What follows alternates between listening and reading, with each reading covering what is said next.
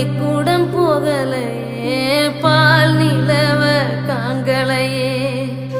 என்ன தந்த அப்பனா ஏறெடுத்து பார்க்கலையே, மண்ணை அள்ளி திங்கும் முன்ன மண்ணுக்குள்ள போனதுன்னு.